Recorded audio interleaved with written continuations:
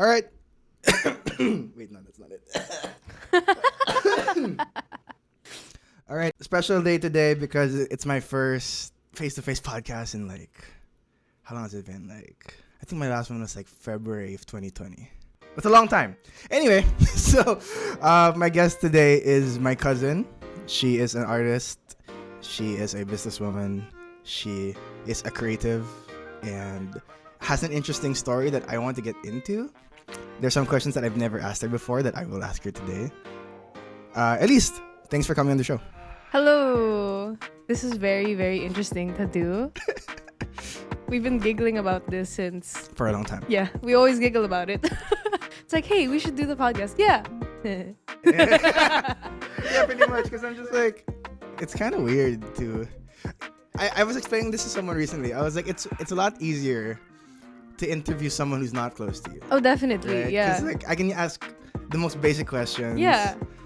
It won't be fake at all. You know what I mean? It won't be fake. Or I don't have to think too much about the questions that I'm gonna ask. Yeah. Because it's things like, I genuinely don't know her life story. You know what I mean? But for you, I generally know what it is.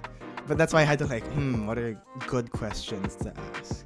And this is also really funny because Trey mentioned I'm a businesswoman. I've actually worked with Trey for other things, but we've never done a show together yet. Yeah. I don't think, and we haven't done a podcast together. So I haven't been with him in the creative side of work. Yeah. But we've worked together before, and we always talk about music business. Actually, exactly. We talk about music business. We talk about artists. We talk about what we're up to, and that's why this is going to be interesting. That I'm going to finally meet firsthand the man behind the white stripe too. This is the white stripe version of me. Yes, and he's gonna meet the Elise Huang, the artist. Elise Huang, the artist. The artist, not the cousin. Who's that? She's a diva. What's the difference between you as an artist and how and I me? know you? How you I know me? Yeah. Well, I obviously can't be as bubbly, but I think I still am. I You don't can't be as bubbly as an artist or with us. Confusion. I think as an artist, I'm very silly. Trey knows that I'm silly. So as an artist, you're more serious. I guess, or I try to be. Okay. But I was told, somebody did ask me once, Jaina, the one that mixes my tracks now. She was asking me, how are you the same person as an artist and in real life? Yeah. How are you so meshed into your own brand? And I told her, I was like, honestly, it's a little difficult because I'm literally showing all that I am. Yeah. Because other people have personalities, right? Yeah. The artist mysterious. personality. Yeah. But it's completely different from who they really are as a person. Yeah. So for me, that's not really for me that's not really the case. I feel like who I am online and who I am on stage is also the same person that I am off stage. Although when I'm off stage, of course, I'm a lot more loose. Yeah. And I have I think I just have a lesser, because there's adrenaline when I have to be Elise Huang. Right, Although I'm Elise Huang every single day. That's literally my name. Yeah. You released a song, when is that, 2 days ago? In this recording. We're recording this Saturday afternoon. Dude, we recorded it, we released it yesterday. Oh. Because it's Saturday today. But it came out midnight Friday, that's why. Oh, that's why it feels like 2 days ago. It feels like 2 days ago. Yeah. How does it feel now that it's out? How do you feel? I honestly, this is my most personal song. Yeah. And, oh wow, Trey, you're hearing it first. You're hearing the story first. But yeah. Open Up is a very, very personal song. I think this was the song that I was most anxious about because it's literally about the title is Open Up. But when I was writing this, it was coming from a time when it was so difficult to talk about things that were happening in my life. Obviously, everyone's going through a tough time now. And my family is also going through a tough time. We did have to go through so much these past 2 years. And I can only imagine how it's been for people who lost their family members. Mm-hmm. And right now, I'm sort of in that. I'm feeling it now, which is why I was more anxious about the releases, because it's things couldn't have gotten more worse than they did. Yeah. since I wrote that song. And now I have so much emotions, and I have this release coming out, and my management was like, okay, it would be great if you could also talk about what's going on in your life, because it's, it's about open up. And I was like, okay. This is speaking from someone who has been an introvert for most of their life. Yeah, you've been like there on your People own. people think that I'm an extrovert. I think now maybe I am. I think you developed into it later on. Yeah, but that was through a lot of pushing, and if I really wanted people to know who I was, I had to be an extrovert. But Or personally, you had to pretend to be one. At least. Yeah, Right. I know how to be one. Yeah, you know how to. Yeah, I know how to talk to people. It's not a problem. Yeah. But I'm very good at dodging questions. Although for this, I won't dodge questions. Interesting. Okay. I've made some friends, or when my guard is up, I'm able to only talk about you. Oh no, I get that. I'm similar to that. So we can be close, and I could also have not said anything about myself. That's fair. I think I get that. Which is, like Open Up's whole thing is that I love being there for my friends, and I love talking to them, and I love talking to people. But when it comes to my personal matters, I tend to keep them to myself, even from my family. Right. Like Trey would know that it takes me months, like, to tell them what happened last year. Yeah. Like, there's gonna be a moment where I'm just quiet, but I'm talking and I'm having fun, and then months later, I'm just like, so this happened. And then they're just like, what? When did this happen? I'm like, like last December, like last year. Yeah, you are like that. And then they're just like, I'm like, oh, that happened? Yeah. Because, well, for me, at least before, what I would think of is it doesn't matter, and probably a lot of people think about it, is that it doesn't matter if you tell people what's going on because they can't do anything about it, which, is probably true. But what that does to you is that it makes you feel so isolated, makes you feel so alone. Yeah. Which is what Open Up was all about. Yeah. So if you haven't heard it yet, here's a spoiler alert. There's a part in that song that's written in Filipino, which is this is my very first Filipino song release, technically. And the reason why it was in Filipino is because the whole concept, and including the music video, I'm gonna say it. In the Philippines, if you're not Filipino and you're listening to this, there's a culture where we say "kwento ka naman," which is kwento, which means story, or to tell a story or tell us what happened. What's the tea? Basically, that's what it means. Right. And I hear that all the time. When I was in college, I was a bit far from my hometown. Not that far, but like I wasn't able to hang out with friends here, my childhood friends. Yeah. And so they would always ask me that, like, Elise, how are you? What's going on? And most of the time, I would just say, oh yeah, things are great. Like, things are fine, even though they're not. And that sort of made me, I just realized that a couple months ago, while I was writing the song, that I should be talking about what's going on. And so the second verse of Open Up is in Filipino for that reason, that I imagine myself those days when I would come home and all my friends would ask me what's going on. So this was me opening up. Yeah. And also because in Filipino culture, it's very, very important that you keep an eye out for your friends. Like, saying kwento ka naman is so normal here. Or telling people where you are, random people where you are, is normal here because it's a type of love language. Yeah.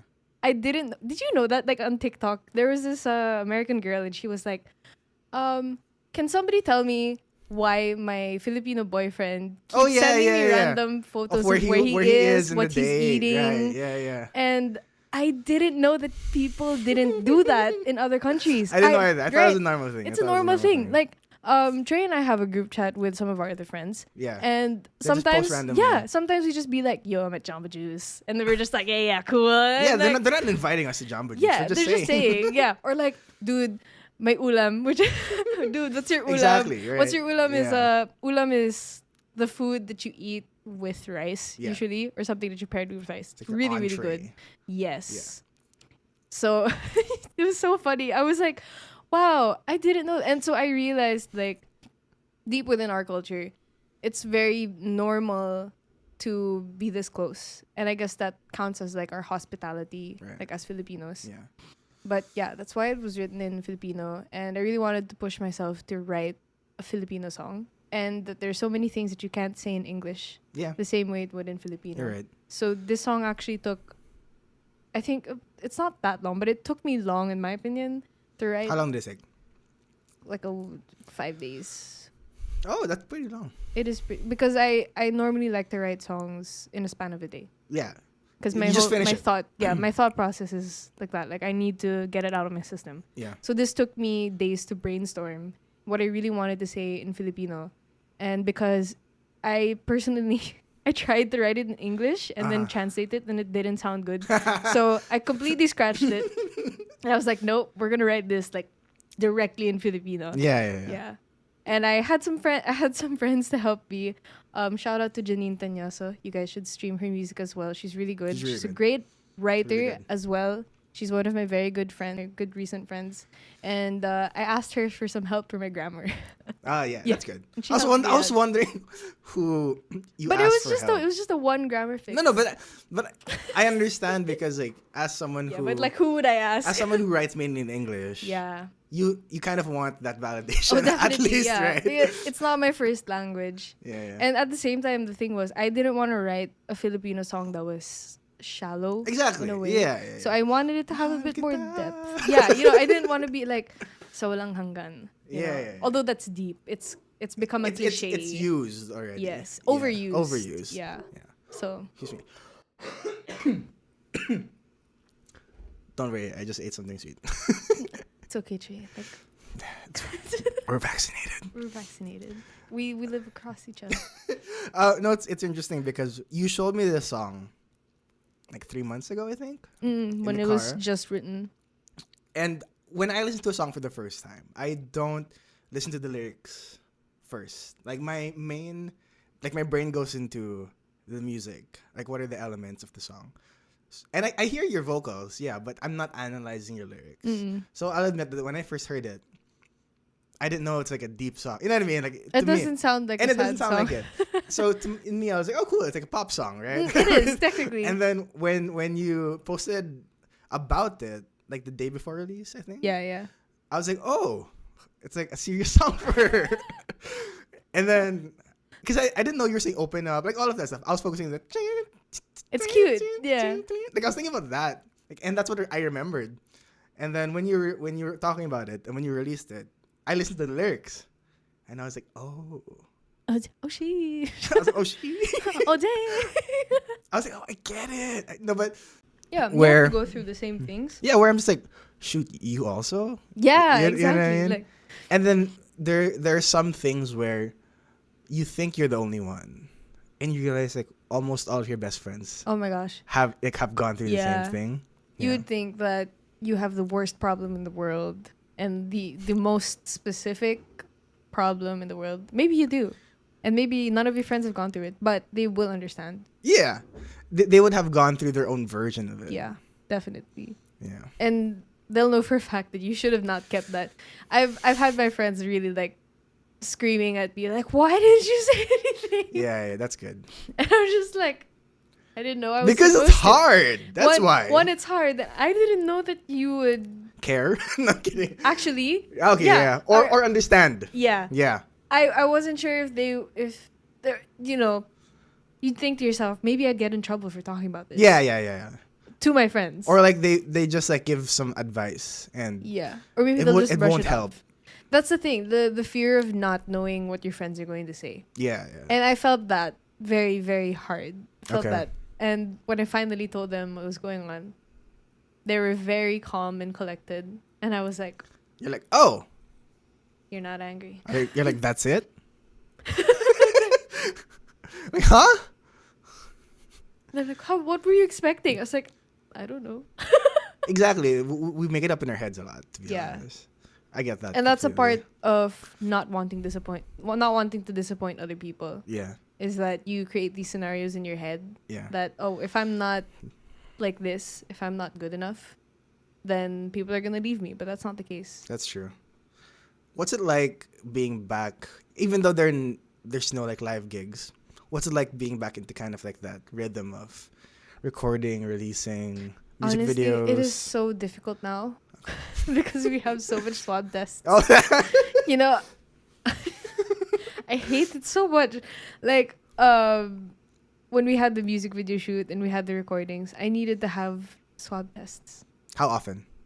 every time we had it. Okay, yeah. So every time we had a shoot, we would have a swab test. And the recent one was a PCR test. So it was like left nostril, right nostril, and down in my tongue or my throat. Yeah. And you never get used to it. It feels like it gets worse every single time. You know what? Regarding like tests, the first time I ever got it was I was with your I was about to say Your I was about to say your cousin.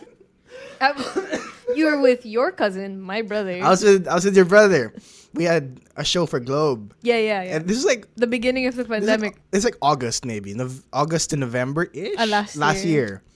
So it was my first time having a test, and I was pretty excited. I was like, "Oh my gosh, like first time!" Excited. Yeah, because it was my first time. I heard that it's weird, and I was like, "Oh, like I just want to be out and know that I don't have COVID at that day." So during the first time I ever took it, I cried. Like I legitimately like had a tear falling down my eye, and then the ate was like, "Sakit po," and I was like, "Hindi po." Okay na po. I was like, "Oh, it's okay," and then like it felt like it lasted 20 seconds. I know it didn't last 20 seconds, but that's what it felt like, and I was like, "This hurts. I don't like this." And then the second and third time I got it, it was a lot better than the first one. So I was like, okay, so it's maybe really, the first one was just really bad. maybe she was really bad. Maybe because like outside the end of the day. I got swabbed at like 5 p.m. I feel like she swabbed like hundreds of people before me. Maybe she was tired. Yeah, but she was nice. But it was just like, maybe her hand was heavy. I don't know. It just hurts so much. Like imagine like an actual like one tear. That's funny. Like one I tear. get teary-eyed, but it doesn't fall. But mine fell. Like I had a tear that fell. And she asked me if I was okay. And I was like, I'm fine. I'm okay. Maybe she accidentally hit something. I don't know. I don't know, but it hurt. It was weird. So regarding your music video now, it was released when you released it like Yesterday. today. Yesterday, 8 p.m. Which was Friday. Friday, 8 p.m. Yeah. So the song came out Friday midnight, and then Right. came. The music video is 8 p.m. yesterday. Yeah. What inspired that kind of like more pop looking, colorful, vibrant sound and look? So we played with colors, and this whole. I don't know if people notice it, but we did a sort of rebrand for me. But it's not exactly. It's not a hard rebrand. Yeah, it's more of just a more mature version of what used to be. Right. And as well as because the music is also a bit different from what it used to be. Yeah. And Kanye, actually, the director, fun fact, he was actually my classmate in college. Okay. I was an irregular, so even though he was fourth year college and I was first year, because I shifted. Oh yeah, that's right. Okay. So I was taking classes, different classes with different people. Right. But I graduated on time. So I took a class with Kanye and his prod team, his now prod team. And I knew his work from first year. So since I was first year college, I told myself, I'm going to have my songs shot by Kanye. Right. And I could not believe for the life of me that it was going to happen. That happened. And it wasn't in my control. Like my label. Oh, it's not like you were like, oh, I want this guy. Yeah. Okay. No, my label, I wanted to hear the label's thoughts first. So my management was like, oh, at least we have this really, really good prod team that did music videos for other artists. And I think he would be great for your song. And I said, really, who is it? And he's like, 1990 Films. And I was like, 1990 Films?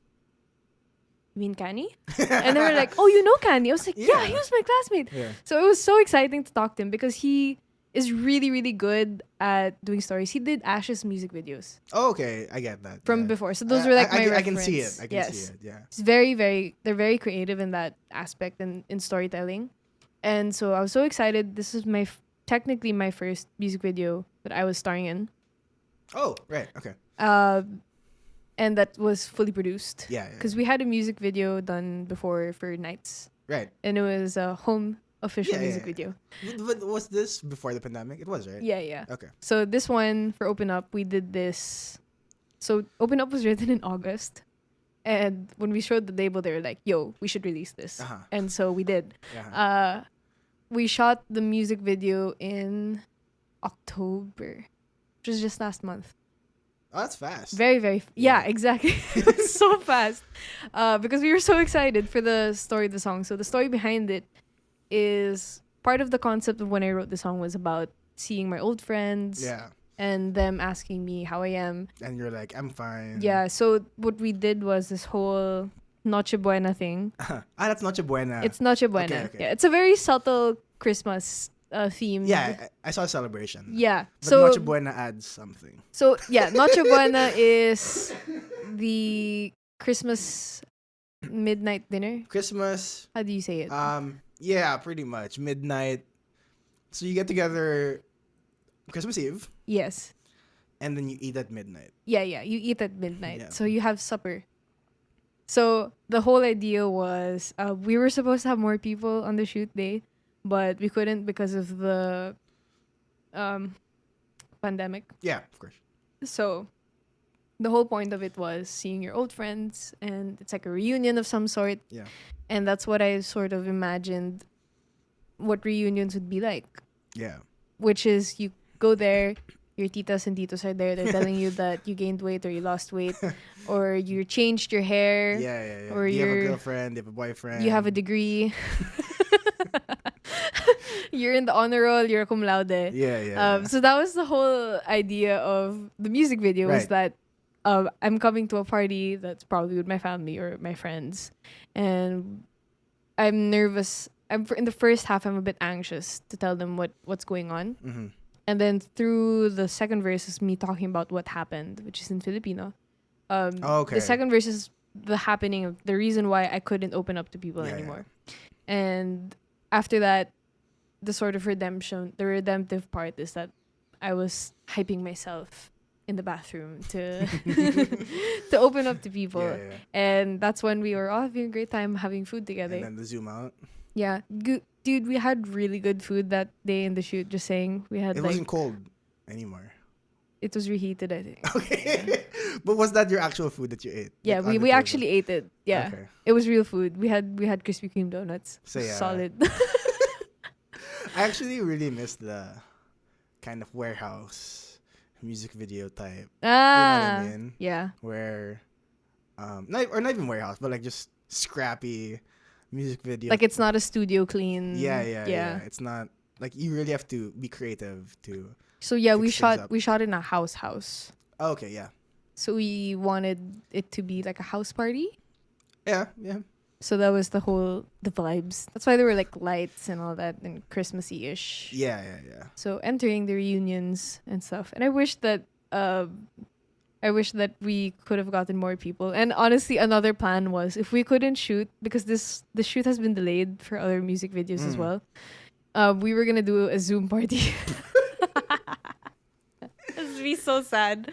But it would be such a sign of the times. I know, exactly. That you don't really want. I know. So that I was like, that's like stuck with you. Right. Yeah. Home video. But yeah. That was the whole peg of open up. Do you feel like you can open up more now because people know the story? Yeah, I guess. Well, I feel like it's not like this is my story. And it's not like I'm free. Yeah. No, it's more of like a challenge that I put out for myself. That's good. Now that I'm telling people to open up, I can't be a hypocrite. Yeah. Exactly. And now people know like, oh, there's something with her. I can ask her questions. Yeah. Yeah. Because I like to talk about things about life. I like to talk about advice and all that if I could. Yeah. And this whole open up thing is just hopefully just an opportunity for me to really reach out to other people. Mm-hmm. And that's really what I want for my music. Like I always say that I write for other people and I write on people's behalf. And this is like the first time that it's solely about me. Yeah. And it's not exaggerated. Because I've had songs, of course, that were about my story. Yeah. Like concepts that I came up with because of an experience. But it's extremely exaggerated. Right. For me to, write something better. So open up is like the most... No, this is really what happened. this is really what happened, and this is really how I feel. Yeah. And this is what I'm trying to do about it. So I hope that this song is not only a challenge for me, but for other people as well. Right.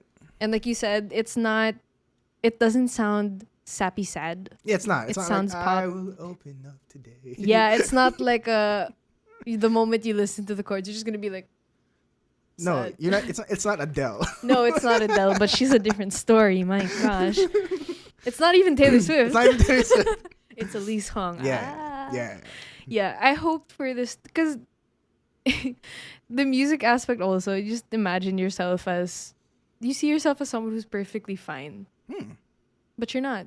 Right. And that's like the lyrics. Yeah. So it's like complete covered up.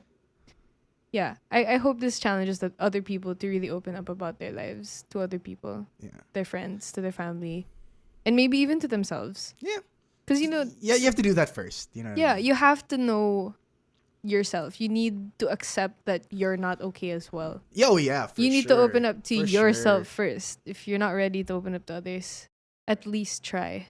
We're going to take a quick break and then we'll be right back. Okay. By the way, if you guys are looking for microphones, for keyboards... I've been looking for microphones. And keyboards. And keyboards, yeah. So if you're looking for that, make sure to check out Wavecast PH. What's that? Wavecast PH? You don't know what Wavecast PH is? No. Let me tell you what Wavecast PH is. It's not like I have like the logo. I'll tell you what Wavecast PH is. Wavecast PH is a store where you can buy yourself one of the best work from home equipment, and let me tell you, this is certified and Elise Huang approves. So you're using the Shure MV7 right now. Yes. And you can't hear it, but it sounds great.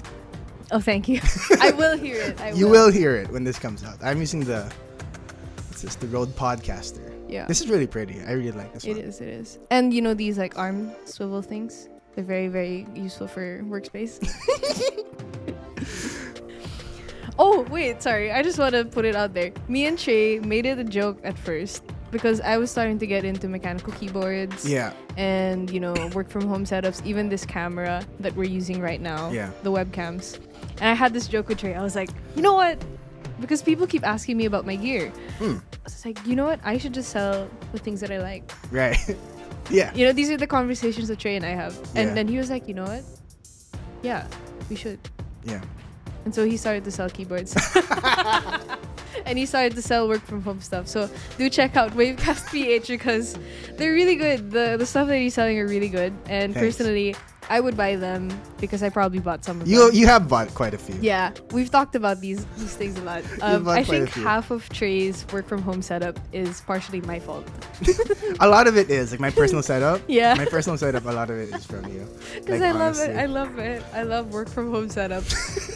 It's like homeschool, but 4.0 or something. Yeah, this webcam and all that. He was just one day, I was like, Trey, I bought a webcam. He was like, great. And then after like a week, he was like, what did you buy again? I said, I bought this one. He said, oh, it's so pretty. Because it looks really nice. He was like, oh, it's so pretty. And then later on, he sends me a pic. I got one. All right, we're back. So we grew up in a family that is very talented. Aw. Right? Yeah. Your mom, singer. Your dad's a musician. My dad, musician. And True Faith. And your mom had Passage. So we kind of grew up in that musical. We grew up in a musical family. Yeah. So they're very supportive about our musical endeavors.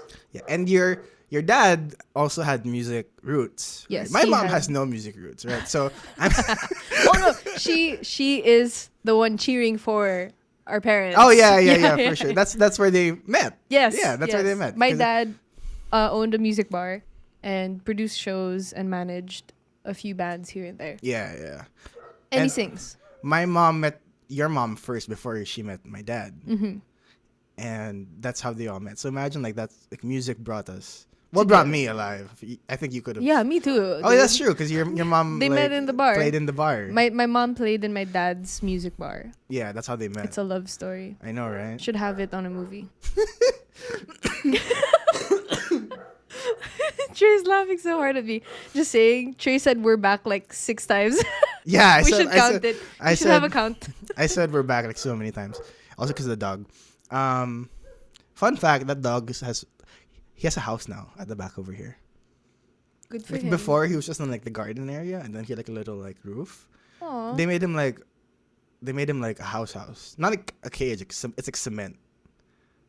Yeah. It's pretty crazy. I want the house. So your mom and your dad met in the music bar. Mm-hmm. My mom met your mom first. Yes, in a show. I believe. Eventually, my mom met my dad through your mom. I guess. Because just so that people know, like my dad and your mom are siblings. Just get that straight. They're siblings, and they would do shows also. Yeah. Separately, just like my brother and I. Yeah, and because they were in different scenes as well. But they also had shows together. Yeah, a few. Like as their own respective bands, which is like my brother and I. That's true. Which is that's kind true. of fun. That's true. Yeah. It's funny because I was thinking about it. Because I didn't pursue music. But he could have. I mean, Trey sings. I personally think like if I really wanted it. Yeah. Right? I have the baseline for it. Yeah. You know what I mean? Anyway, but what's it like growing up in family so full of music, and you also do music? Because for me, I feel like I'm doing my own thing. You know what I mean? Like I feel like I don't have a standard to hit, if that makes sense. When it comes to, let's say, the podcast, right? For business, sure. I feel that. But when it comes to the podcast, I feel like, there's no one for me to really compare myself with in the family, which I find like it's a good thing. Yeah. But for you, what's it like to grow up in a family that's very musical? Because all 5 of you sing, right? So I'm asked this question a lot on interviews because people are like, "Oh, your brother's Nathan." Yeah. Of Mercury. And your mom. Outdated. Your mom is Lucci Huang from Passage Band. Like, how do you feel about that? Well, honestly, like, I think, just as you would expect, there were a few times where I would have to sort of think of myself and be like, oh, how am I different? How am I this? But growing up, honestly, like, my parents always made sure that they would tell us that, okay, the both of you are different. Okay. Both of you have different strengths. Yeah. Which is just as any other child should be told from their parents that for sure. you have different strengths. But of course, there's always that comparison, and I get it a lot. Yeah. And talking to other people, especially people that I'm not friends with, they could just ask me anything, and they're just like telling me who they prefer. Right. Okay. Which you should never ever do, by the way. It's like, weird. It's a weird thing to say. Do you tell Ben&Ben that your twin, that you have a favorite of the twins? Hey, Miguel, I like Paolo more. Diba? like what's Miguel supposed to do about that? But we're the same face. We have, they're different, and all of us in my family, we all have our own, to our own, and also I feel like my brother and I are very different. Mm-hmm. In what sense? Like because he pursued music production. Right. He's very creative in that space. Like, he's really good at their band's amazing, and I work with half of them. Oh, that's true. Danes and Carlo. Yeah. And I love their music. Like, they're just the different kind of brain cells that they have. It's amazing. And for me, I actually geek a lot about the music business. Right. So that's at least one of the things that I could really say that we're very, in terms of what I'm interested in, is different. Mm-hmm. And it's cool because I get to talk to Nathan about music production. I get to ask him about certain things in music, and he gets to ask me about music business when he needs it. So there's that. And at the same time, it's really cool having a whole family that sings. That's true. And it has its pros and cons. Of course. Like, I never really had vocal lessons per se. Yeah. Because I just grew up with my mom singing and my dad singing.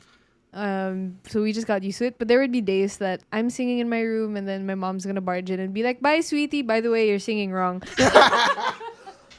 she would be like, "You're not using your diaphragm." And I'd just be like, "Oh. Like, oh. Okay, sorry." Did you take that well all the time? I think I learned to. I got used to it. Yeah. And then of course it gets deeper and deeper. Like when we started to write our own songs, Right. we started to make our own melodies, and it's the part where you have to learn how to separate that they're talking to you as a musician to musician or singer to singer, and mother to daughter, father to daughter. And I love my parents so much, and they always give me input for like my music career, but they never never really forced me to go with their decisions. Yeah. Because they would tell me that it's not for them to decide. So all the decisions that I made with like entering labels, they would always just give me their opinion, and then they tell me, but it's completely up to you and how you want to pursue it. So they're just there to keep me grounded and to keep me, of course, like aware of things. They're just there to remind me that if my singing technique is wrong. Yeah. If I'm going off key, my guitar's out of tune. Yeah, my parents can tell me that, and of course I respect it. And well, there are some days also that I have to really, really remind myself, like, okay, she meant that as not my mom. Yeah. Yes. She meant that as like... It's like mixing family. Exactly what I said earlier. I'm so used to working with my family because I'd have to separate what it's like to work with them. You also have the business. And to be family. Yeah, with the business as well. Yeah. By the way, check out 10coffee.ph. Oh yeah, it's a website now. It's a website. And we sell coffee. I sell coffee with my family. But yeah. And I get the coffee every week. That's so true. I always prepare... Not every week, like once every 2 weeks. Once every 3. Yeah. When Trey got a new coffee contraption, which is also my fault, he was getting coffee like a kilo a week for a good month. And I was like, bro, how much coffee are you drinking? Yeah. Yeah. I tried to lessen it now. Yeah, that's good. Yeah.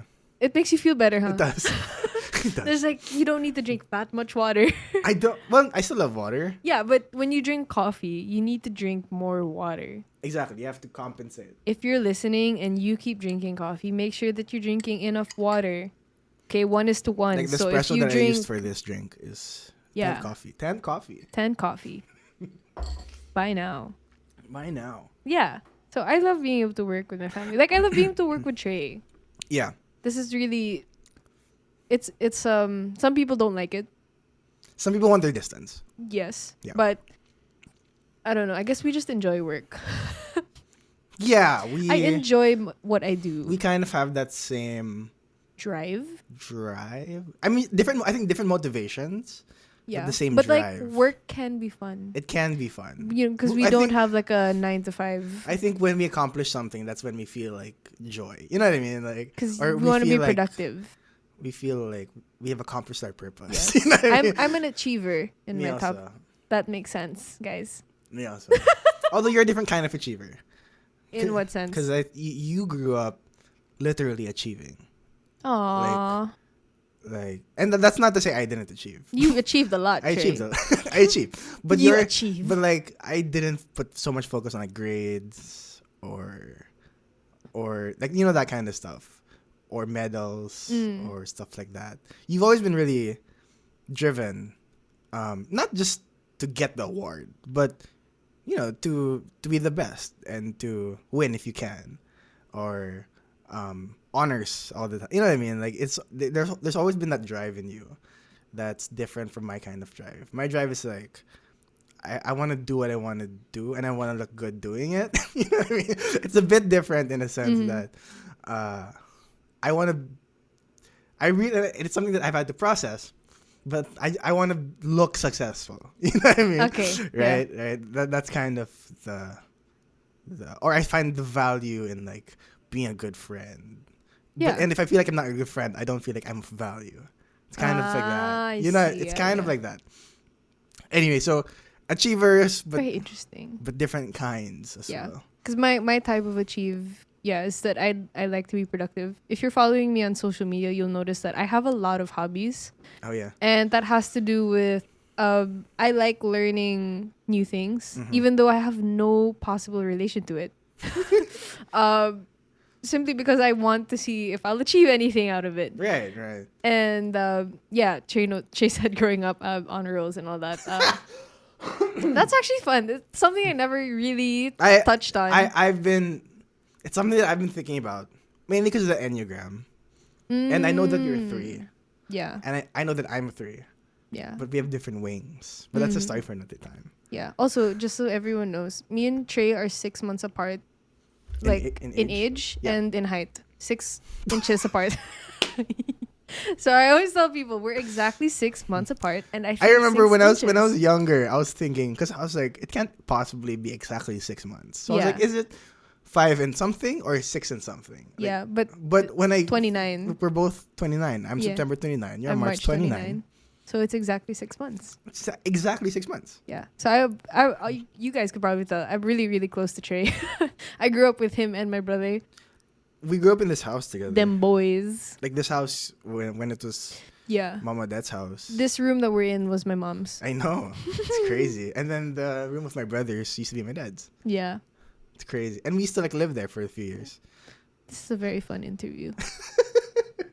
It's a trip down memory lane. It is. And like, again, I guess what Trey meant by the questions he never got to ask me is exactly what he asked me. Exactly.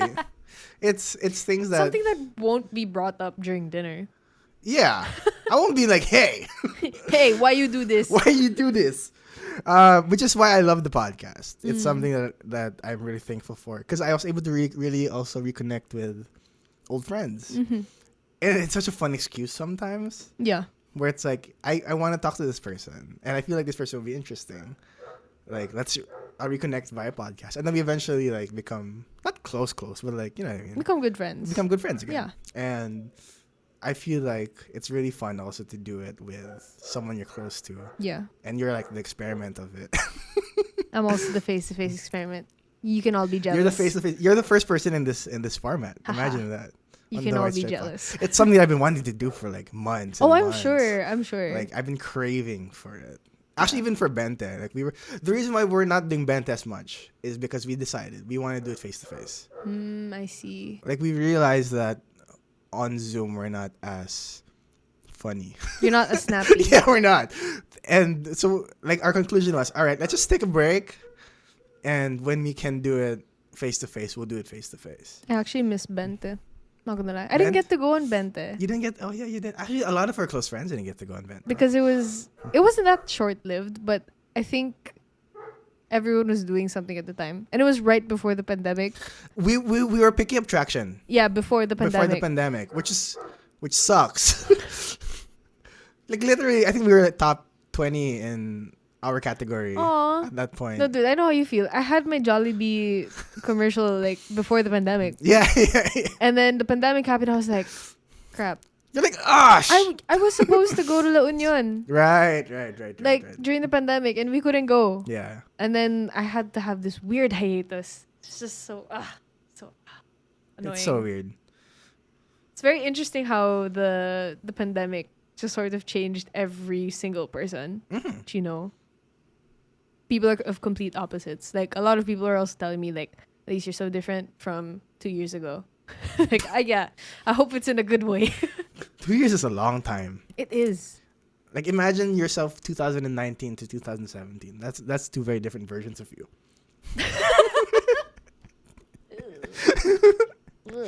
Two very, very different I was in versions high of school, entering college. You were 2017? Yeah, I think. Oh no. Wait. Yeah, I think so. I was 18. Huh? I started writing music in 2017. That's when? Oh, right. That's when you had We had 1821. Dear Dream. Yeah. That song. Yeah. I like that song. 1820. It's my very first song. It's never released, right? It's on YouTube. Oh, it is. The 1821 performance. Oh, okay. Yeah. Okay. So for those of you that don't know, I started writing music a little late, I think. In my opinion, just because there's so many talented people now that are like 12 years old and writing music. Oh, okay. Yeah. I started writing music when I was 17. Why then? Because I went through a very heartbreaking moment, which was Dear Dream. Yeah. And I guess that was like the first time that I didn't have any expectations in my head. Oh, okay. Because like you mentioned, like are there expectations, like being in a music family? And yes, there were growing up. People always expected me to be writing music at a very young age or to be good at music at a very young age. And It was very difficult as someone who likes to achieve and likes to... Because you didn't think you could achieve to that level. Yeah, at the and point, I at that didn't want point. to disappoint people. Yeah, okay. So right before I went to college, of course, people were like, "You're taking up music, right?" Yeah, and yeah. I was like, "No, No, I'm going to theater. I'm going theater arts."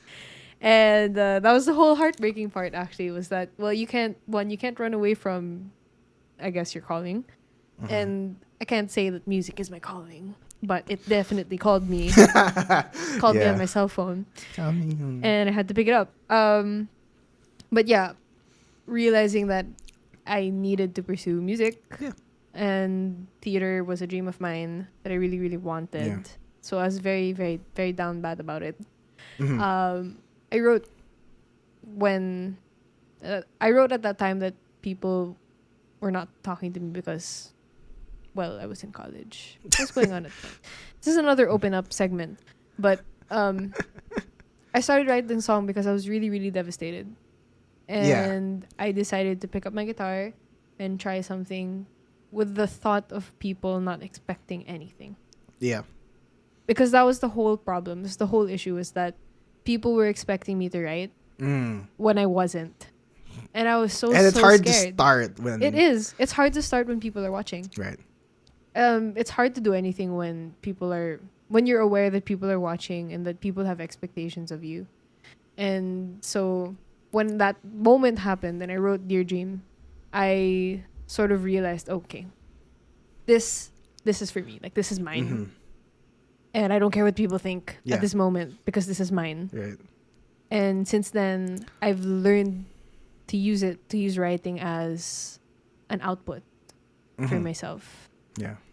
So that's why I've been writing since then. I was actually really happy when you had Dear Dream because... Yeah, you're right. It's always been like, we grew up and you guys always performed covers. You and your brother, you know what I mean? Yeah. But Nathan started writing first. Nathan was first. Nathan was like 2014, I think. He was already writing. Really? Yeah, it wasn't great, but he did. Oh my gosh, I remember that song. Yeah. Well, no, there's a few, but there was a funny song that he wrote. Yeah. Edit.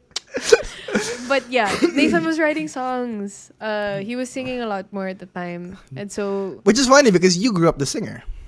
Because he denied himself, and he wanted to dance. You know, one day I can't wait to talk about that. Like Nathan used to tell me and Trey, right? He used to tell us he's never gonna be a singer. Yeah. He resented. He resented Like being known as a singer. Yeah. And now he's a rock star. Especially with long hair. His long hair makes it more rock star. Right? Like so funny. It's so I remember. And now he doesn't like to dance. Yeah, it's so funny. Guys, Nathan is a heck of a dancer. Because I remember when we grew up, originally, right? I was the one who knew music, guitar. I could only sing. I learned guitar, bass, and keyboard first. Yeah, I could only sing. You could only sing, and Nathan would dance. Yeah, and then Nathan learned guitar. Nathan learned guitar. Then I learned guitar. You learned guitar also. And piano. And then eventually you guys learned more instruments. Yeah. And then you guys just became... And then Nathan dropped dancing. Nathan dropped dancing completely. He wanted to compete and stuff, yo. He did, didn't he? Yeah, actually he did. Yeah. With our friend Bob Elikim. I still remember the dance moves still now. He was really good. He was good. He was. Yeah. But now he doesn't like he's dancing. a songer now. Yeah. That was the whole thing. Like, you know, like I'm running away from my destiny. Kind of thing. It's like I don't want to be known for this anymore. Right. So that existential crisis for a bit. And I still have it sometimes, you know. Because of this whole pandemic, I've had so many moments where I was just like, should I even release music? Right. Should I still do music? Right. Because, you know, we can't do shows. Mm-hmm.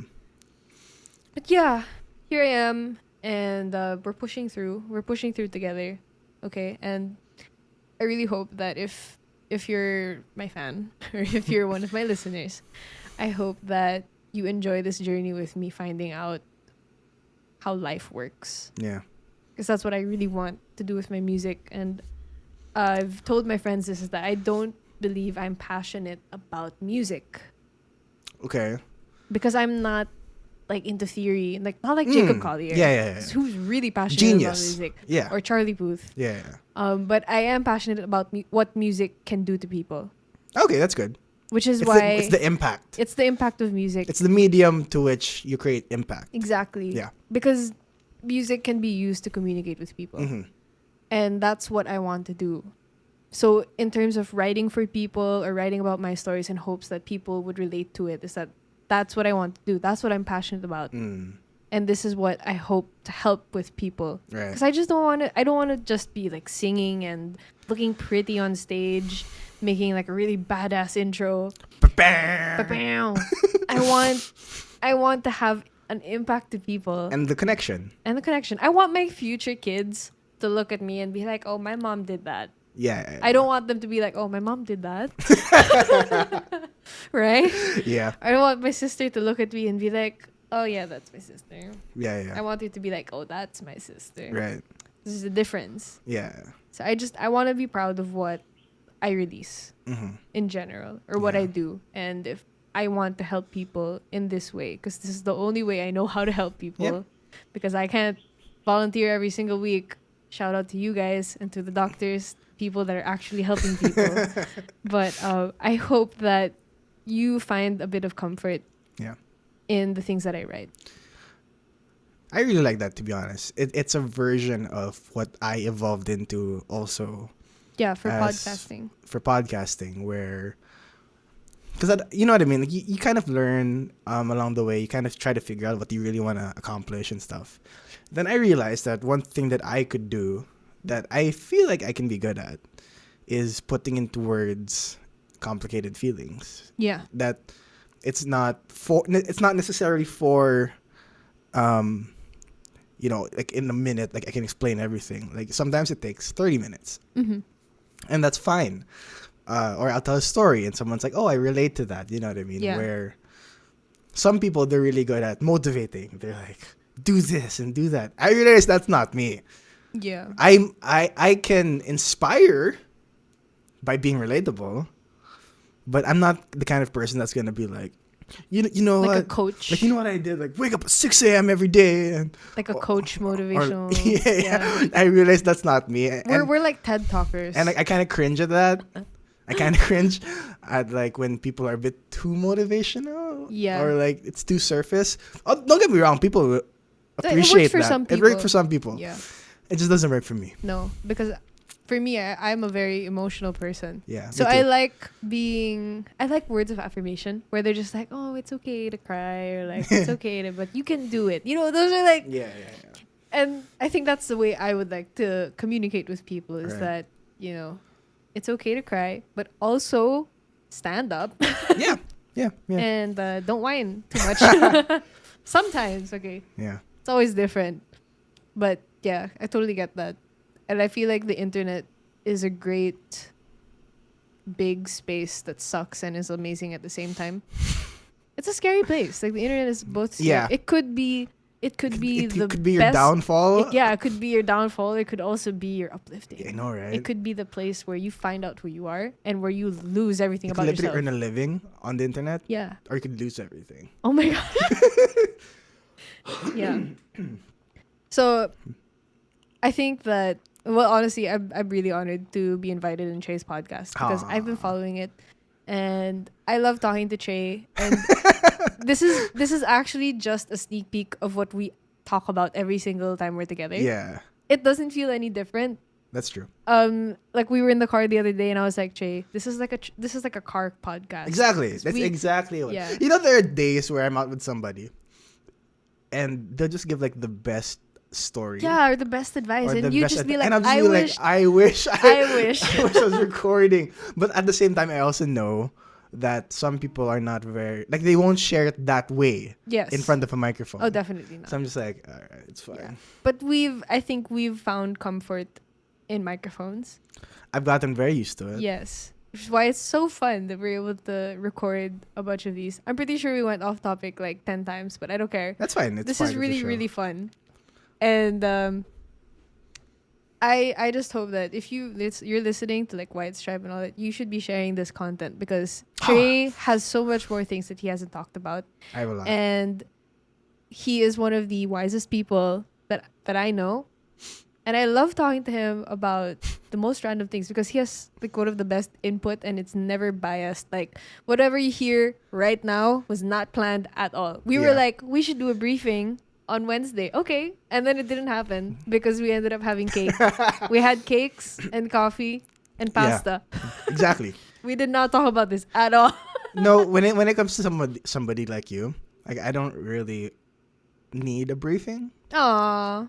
Because like I already know what I want to do and what I want to say. And it's not like it's not like I have to be like, 10 minutes of this and 10 minutes of that. Like that's not what we're doing here. So it's nice that people get to see this side of you. Yeah. Where it's not manufactured, at least. Yes. You know what I mean? I'm not scripted right now. You're not scripted. Well, I'm never actually scripted. Yeah, but it's a different avenue and platform. It's a different comfort. It's a different comfort that I have here right now. Right. Yeah. When you started out the business, I want to ask you about that. Because you and your family have been coffee. What do you call it? Coffeeholics, enthusiasts. Coffee enthusiasts for a long time. Whenever I went up to Baguio or whatever, or even like the past 10 years, there would always be like, hey, try this coffee, try these beans. Like your dad would always be so proud of the beans and everything. What's it like now to have a drink that's so connected to your roots and put it into a business?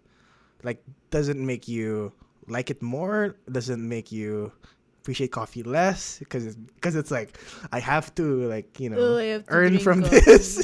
I have to post about coffee. Yeah. Well, honestly, I've always dreamt about having my own coffee shop. Like since I was young. But I didn't expect us to be selling coffee this soon. Okay. So, actually in college, Don and I had this thing called Hey Brew. Oh, that's right. Which is that where it started, like the idea of actually making it a business? Sort of. Like that was sort of like a test. Yeah. That we did. We did that so that we could sort of try out the market and see if people would like the coffee. So I wanted to see also for myself if I could do this. And it was so fun. Like I loved it. I loved it so much. It was so fun being able to serve our classmates. And so I really did have that idea. It was like, okay, I really want to have a coffee shop, my own coffee shop in the future. And I thought that was going to be in 5 years. Yeah. Or something. And I was thinking it would be like people would know me as, Elise, like the one that's saying she has like a coffee shop kind of thing. Because she has a song called Coffee, which is so funny. Yada, yada, yada. Yeah. And because, not just because everyone expects me to have my own coffee shop, but I truly enjoy making things. Like I love to bake. You like cooking. Yes. I like making drinks. I want to study mixology. You experiment a lot too. Yeah. Because I enjoy it. Yeah. And it's a different experience being able to share that with people. It's something tangible. Not like music. Music is not tangible. Right. You could play it, but it's not tangible. Yeah. So being able to share like cookies or coffee with someone, to me, it's like a different experience. It's like it's so fun. It's a completely different art form, and I love all my culinary friends that tell me that I could be a culinary student. They believe in me in that way, and I really, really appreciate it. I really look forward to doing that in the future, and having a coffee shop, I guess now, and we needed to put up a business as well because mom's business had to close because of the pandemic. Right. So we're trying. Everyone's scrambling. To find another means of income, and I don't have shows. So this is what we're doing now, and it's been very interesting. Yeah. Doing this and music at the same time because they're both technically freelance right now. Freelance. By freelance, like it's not a 9 to 5 thing. You're an entrepreneur. Yes. Like you have your own small business. Yeah. Yeah. So it's a small business. It's doing okay. I don't think we're doing terrible for people in the pandemic. Yeah. But I really wish that we could have a physical store, which is something we're looking forward to. It will come. Yes. Eventually. It will. And hopefully next year. Not too far. Yeah, exactly. Because like even for me, Wavecast, even though I'm not always in the physical store, it does help in terms of like reputation in a way. And it doesn't have to be a big store. It doesn't have to be an expensive store. But having a place. That's not your house does help when it comes to business. And I really, really want people to visit me. Yeah, and that's fun. That's really fun. fun. So many of my friends, they want to visit me and they want me to make coffee for them. And I really, really want that. But, there's a pandemic. And you know that they're going to be willing to pay. Yeah. I mean, I've offered to send them coffee and they're just like, no, Elise, we're going to pay for it. Yeah. And it's really sweet that the people that order my coffee, some of them become regulars. That's nice. I mean, apart from like Trey is my regular. It's fun. Yeah, like I order kilo I look forward often. to the day that my friends will just barge in the coffee shop and I'm gonna know everyone's regular. Right. That's fun. That's and really fun. I'm gonna have new recipes for coffee and new food stuff, and I could just be like, guys, you have to try this, and they're gonna be like, yeah, we're coming, we're gonna hang out. That's what I look forward to, really. And so it's exciting. It's exciting being an entrepreneur, and that's one of the things that I'm gladly able to talk about with you guys, to Trey. Trey's actually one of the people that encouraged me to venture into entrepreneurship. Yeah. Because I'm not exactly, I didn't take a business course per se, but I took a music business course. Yeah, and it's a different thing. Yeah, but there are concepts that are the same, exactly. similar. And so those are just one of the few things that I geek about with Trey. I tell you not, this conversation that I'm having with Trey, this is normal.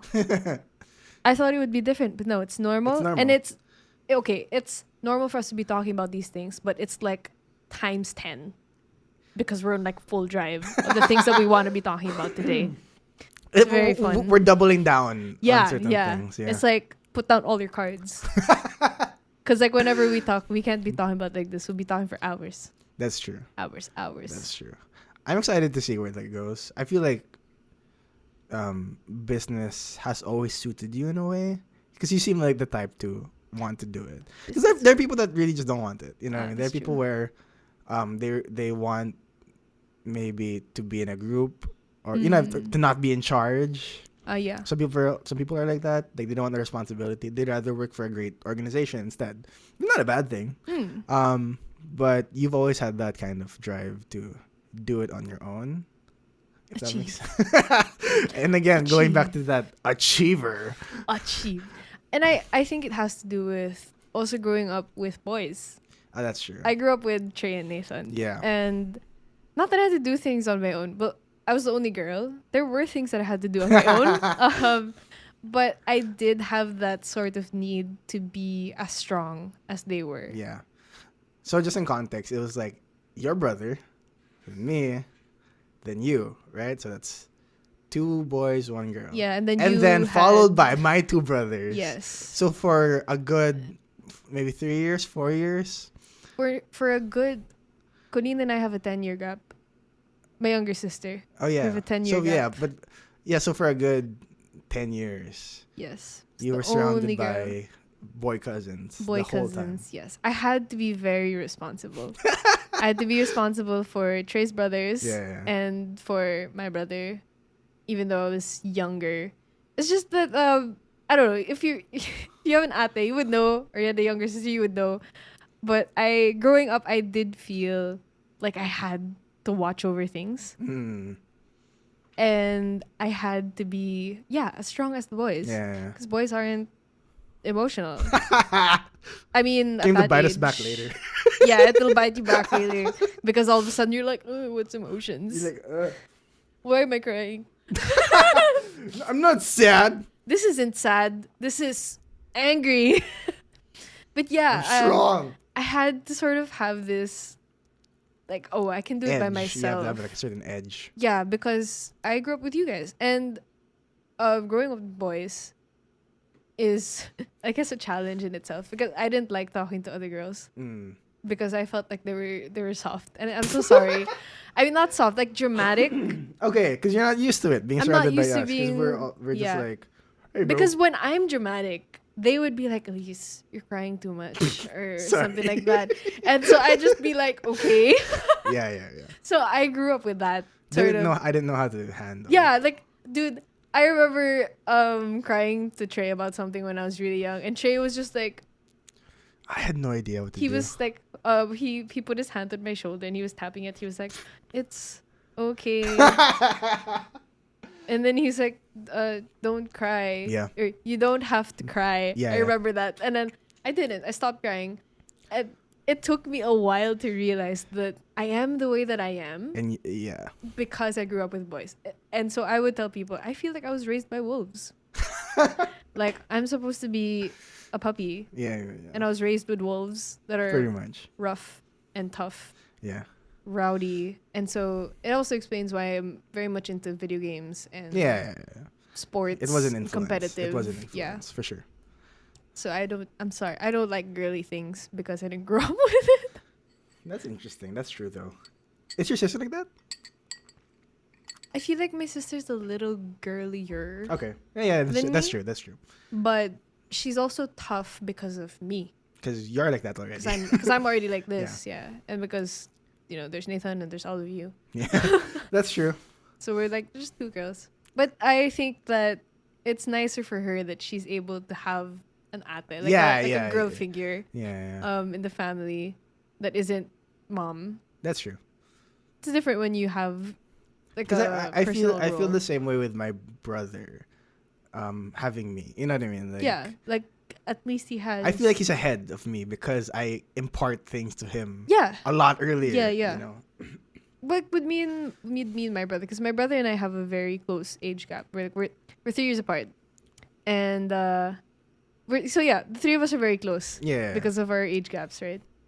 So I also felt that way. Like I am a step ahead in terms of, I don't know. Like if you guys get in trouble with something, I won't get in trouble for it because I already know not to do it. I feel the same with your brother. Yeah, he took the first fall. He took the first fall for every single thing. Yeah. But I had the both of you to do that. Right. So, and I'm a girl. Yeah. So I wasn't as what you call this? I was brave to do things because you guys already made the mistakes first. That's fair. It's like you guys fell in the puddle, now I can walk on them. Right. You're like, don't step there. Yes. Yeah. So that's also I think a part in that. Oh, I could do this by myself. Yeah. Sort of thing, because I know future, like the possible outcomes because of you guys. Yeah. Which I'm thankful for. So, second child things. Oh, yeah, that's right. You guys are both like the eldest. Yeah, that's true. Are you ready for the speed round? Yeah. Okay, let's start off easy. So, speed round, answer as honestly as you can and as fast as you can. If you have a story attached to your answer, go for it. Okay. Let's start off easy. What are you listening to right now? Silk Sonic. Oh, man. yeah. I've been listening to Silk Sonic's album over and over again. Me too. Actually, just a sneak peek of the future releases after the next one was inspired by Silk Sonic. Oh, I'm sure. It's so fun. Especially with Carla. And I love Short Story. I love listening to Bruno Mars growing up. Oh, yeah. Like, you guys are like, I know all of his songs. All of his songs. And so some of my melodies are actually I think inspired by Bruno Mars. And then recently Anderson .Paak. Well, not so recent. Like a few years ago, I started listening to Anderson .Paak and we watched him. Yeah. And it was amazing. So when I heard the two of them were coming together, I was just like, oh my God. Bruno Mars and Anderson .Paak are like two of maybe like top 5 of my favorite shows that I've ever watched. Mm-hmm. So I watched Bruno. Why wouldn't they be? He wasn't 24K Magic yet though. No. But it was a good one. It was Unorthodox Jukebox. It was a good one. It's good. It's a really fun show. And then just hearing them get together, and I didn't even know they were friends. Yeah, but like it makes sense. Yeah, and then I'm just like, makes sense. Oh, and it's beautiful. It's a dream. I want to meet them so bad. Like I want to watch them live. Like me too. That's my so bad. Dream. So bad. Like and together. Whoo. Yeah, like if we had the opportunity to fly somewhere in Asia to watch it, I would. Oh yeah, for sure. I would save up for that. For sure. What are you watching now? What am I watching now? I'm not actually into series as much. Okay. Because it really depends on the time. But the most recent thing that I watched is The Good News. What's that? Or great news. See, I can't remember the series, but I finished it. It's I just know The Good Place. It's by the same creators. Oh, okay. But before The Good Place was created. Oh, okay. So it has the same sort of humor. It's really, okay. really funny. Comedy. Yeah, it's comedy. Right. I watch a lot of comedy because I feel like I'm way too emotional to be watching K-dramas. It's like, it's comfort.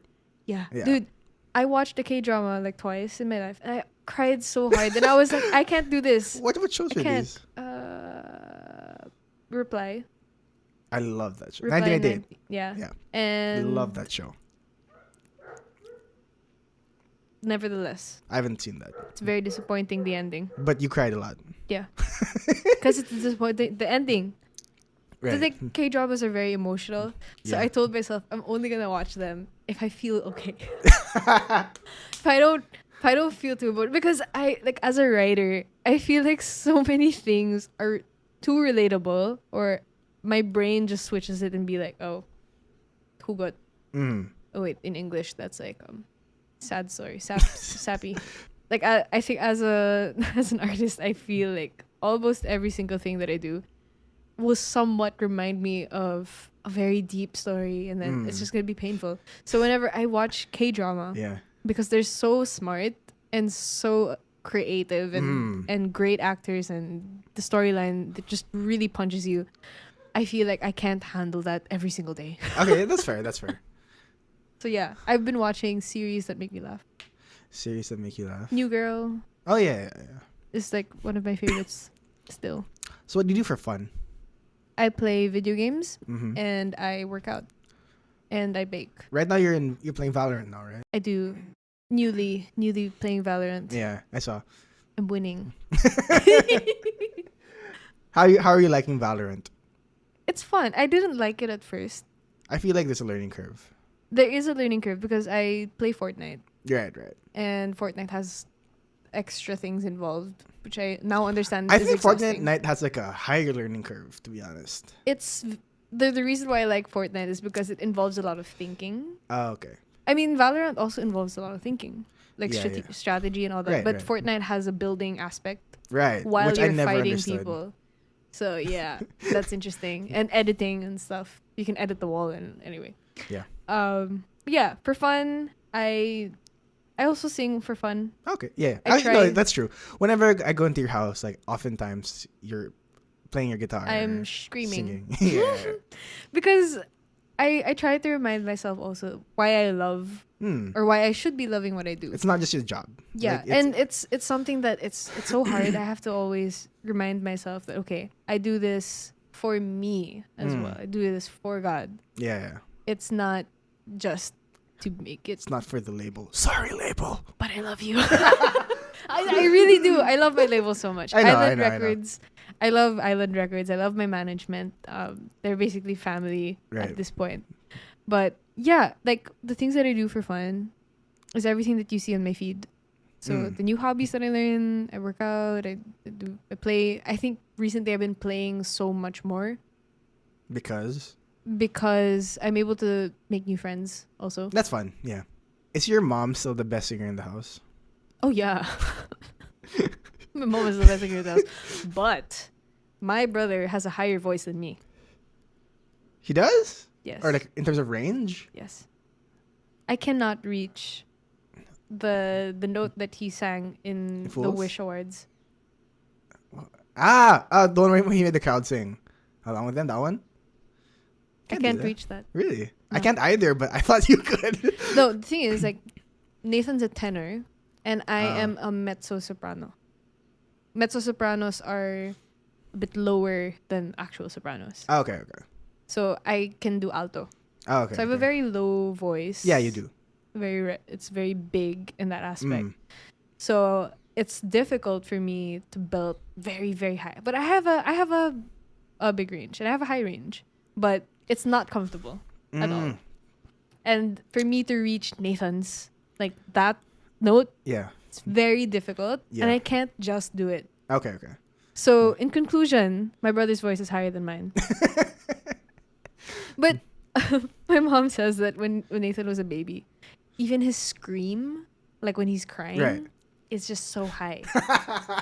So they think That's the reason why he can sing that. So it's a more natural gift. Genetically, genetically, it's like I got my dad's sort of, because he's like baritone bass voice, and Nathan got my mom's, which is soprano, because my mom can sing very, very high notes. Right.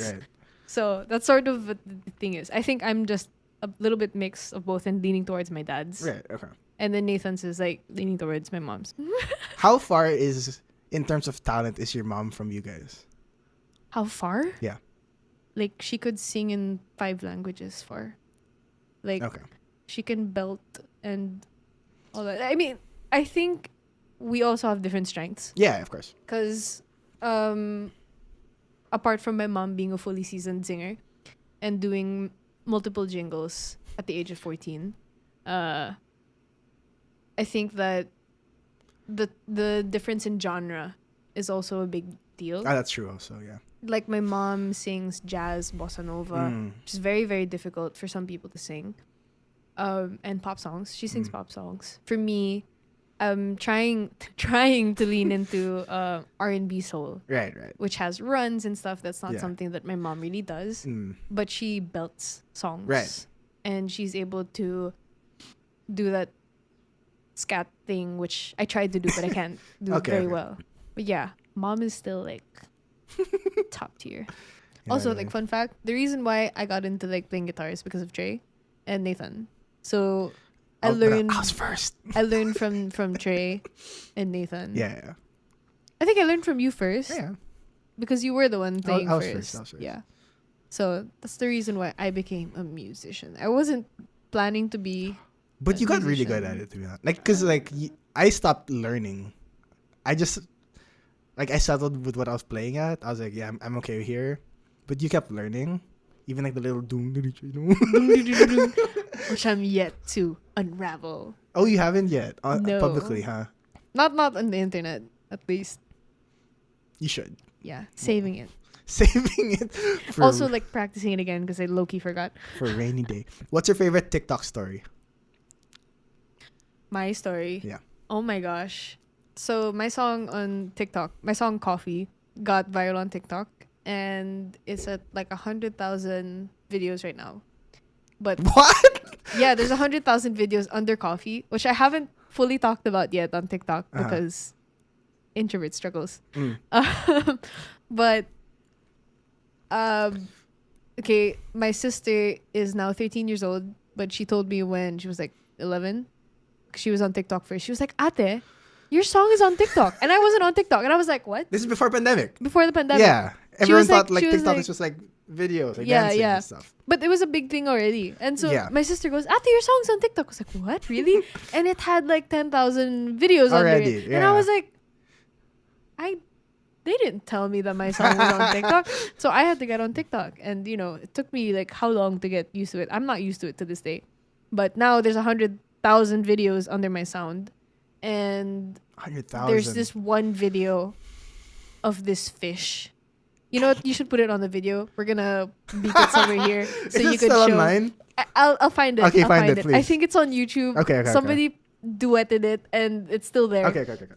But it's basically a fish with detergent. This guy that puts a fish in a cup, and then there's detergent. I think my memory is serving me right. And then he pours it into a toilet and then flushes it. And my song is playing in the background. And so many people found my song because of that video. Because that video went viral. It had millions of views before it was taken down, I think due to animal abuse or something. But so many people found that song that they went on YouTube and they commented on my song and they were like, "POV, you're here because of the goldfish video." And at that point, you had no idea what it was about. No, I had no idea what it was about. And so I went to figure it out. And then I replied to them. I was like, "Ha, thanks guys." And they were like, "What does it feel like to be a meme?" And honestly, at that point, I was like, you know what? Everyone might as well know that I'm very, very funny in person. Yeah. That's like the thing, that not a lot of people know that I'm that silly in person. Then my sister was like, "Ate, you should be funnier on TikTok." I was like, wow. okay. Yeah. Because I'm trying to be an artist. I'm trying to be Serious. respectable. Yeah. I don't want people to just be laughing at me when they feel like it. But I guess that's the problem now, is that there's a majority of people that listen to my music knowing that they found it because of a fish. And then they go to your profile and they're like, oh, she's not funny. Like, oh, this is the girl's song that was in that fish video. It's some Chinese, those Chinese videos that go viral, where they just do the most random thing, like they're fixing a hole. Oh yeah. It was like that. So it was fast forwarded. Right. And then people started to look at other videos under that sound, and then you would see a comment every so often that would say, POV, you clicked the sound of the fish video. So I still don't understand why it's your song. I don't know, but it's great because my song is in, I believe, the quarantine playlist. Like, when you go on TikTok and then there's a bunch of sounds recommended. Yeah. So if you go in quarantine, it's a recommended sound. Okay. And it's also recommended when you type coffee or like food or beverage. Yeah. That's fun. I never in my life did I imagine that people would find my song. I remember because that's when your streams like really went up. With coffee. Because coffee, when it was released, it already hit 500,000. And then during the pandemic, we reached 1 million. Yeah. And now it's past 1.5. Yeah. Which is crazy. It's crazy. It's because of TikTok. And people on TikTok are finding coffee because they've been posting about Dalgona coffee. Yeah. And it's just a thing. People make coffee. Yeah, people like taking videos of their coffee now. Yeah. Which, okay, I did first. Okay. Just saying, I did that first, and people are doing it better. So good job for you. Just use my song. That's crazy. When you think about TikTok, is it something you're active on and you're intentional on? Yes, I'm actually very active right now because of the reach, I guess. Yeah, it's true. Yeah, it's fast content. It is. So if you guys want to follow me on TikTok, it's at Elise Huang Music, and I post random stuff. Not as often yet, but I will be. But I do post a lot of singing videos there. Mm-hmm. When are you getting an album? The album is very interesting. Is there ever going to be an album? There will be an album. Okay.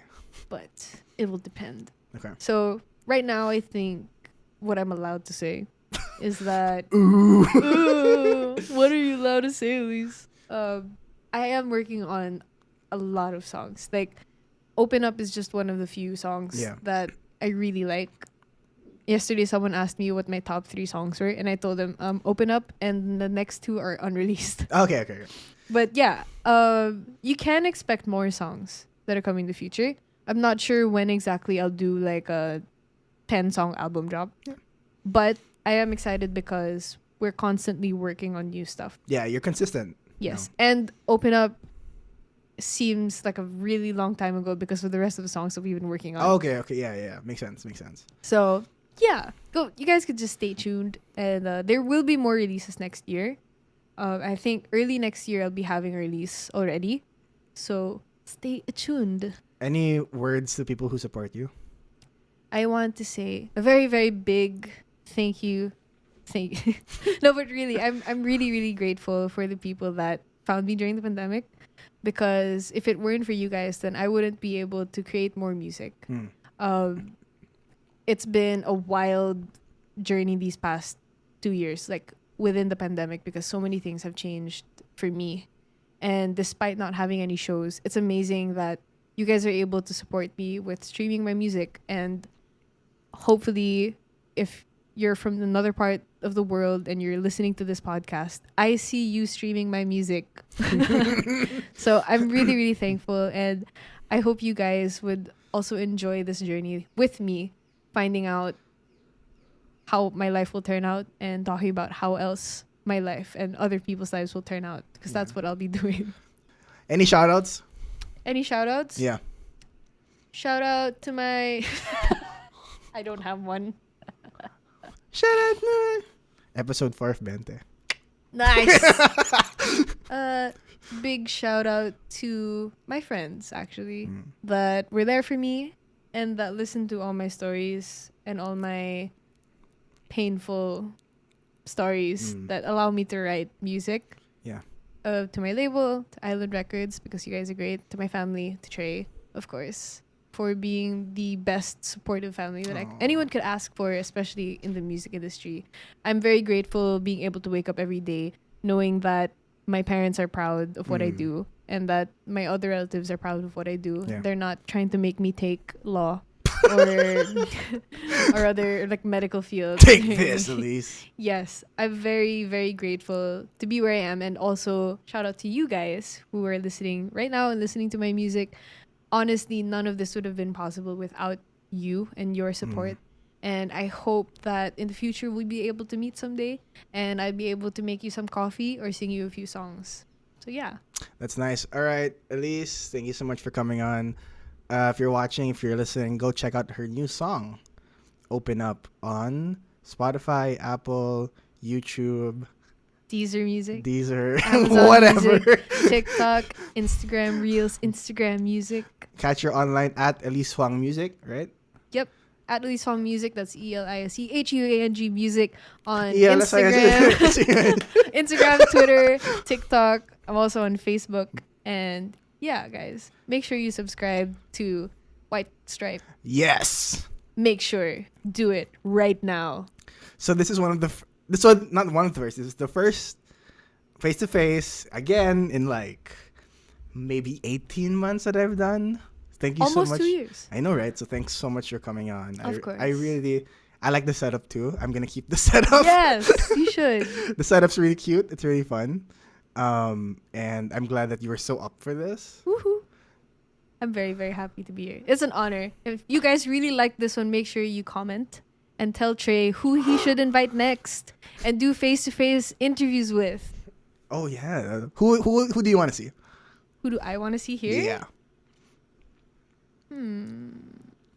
None in particular yet that you haven't. That you haven't interviewed.